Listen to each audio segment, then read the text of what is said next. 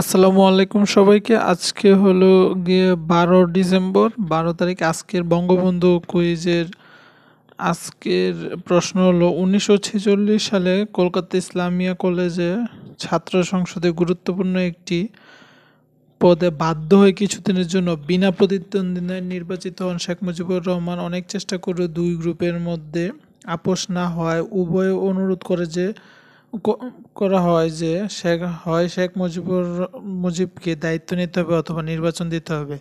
এর আগের 2 বছরেও নির্বাচন বিনা প্রতিদ্বন্দ্বিতায় হয়েছে।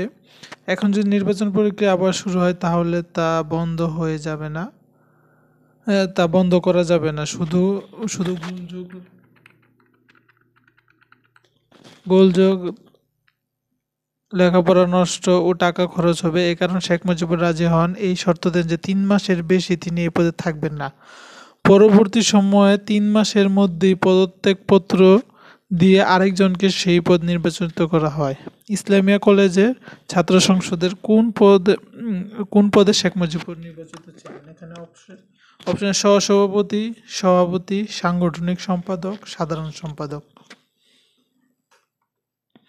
আমরা এখন এটার উত্তরটা দেখি।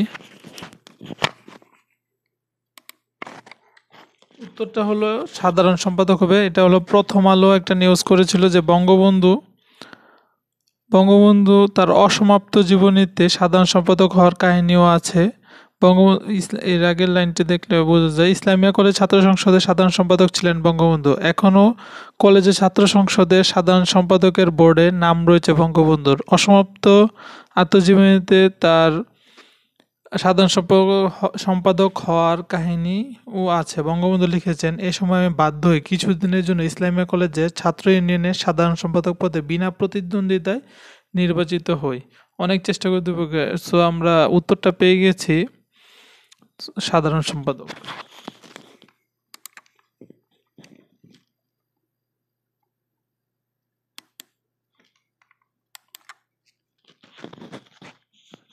ধন্যবাদ সবাইকে ভিডিওটি দেখার জন্য। আর বঙ্গবন্ধু কুইজ নিয়ে আমার প্রত্যেক দিনই রাত্রে 12টার পরে প্রশ্ন প্রকাশিত হওয়ার পরই এখন থেকে ভিডিও থাকবে। আপনারা সবাই সাবস্ক্রাইব করে নিন চ্যানেলটা, আর বন্ধুদের সাথে শেয়ার করে দিন ভিডিওটা, যাতে সবাই আনসার দিতে পারে। আর 100 দিন চলবে, এটা 2 তারিখ থেকে শুরু হয়েছে। আর সবাই অংশগ্রহণ করুন। আর প্রথম 100 জনের জন্য থাকছে ল্যাপটপ, যে সবচেয়ে বেশি সঠিক উত্তর দেবে তাদের জন্য, তাদের মধ্য থেকে লটারির মাধ্যমে 100 জনের জন্য ল্যাপটপ। আর প্রত্যেক দিন 5 জন পাচ্ছে 5টি করে স্মার্টফোন এবং 100 জিবি ইন্টারনেট পাবে। সো অংশগ্রহণ করুন সবাই, আর ভিডিওটি শেয়ার করে দিন। ধন্যবাদ সবাইকে।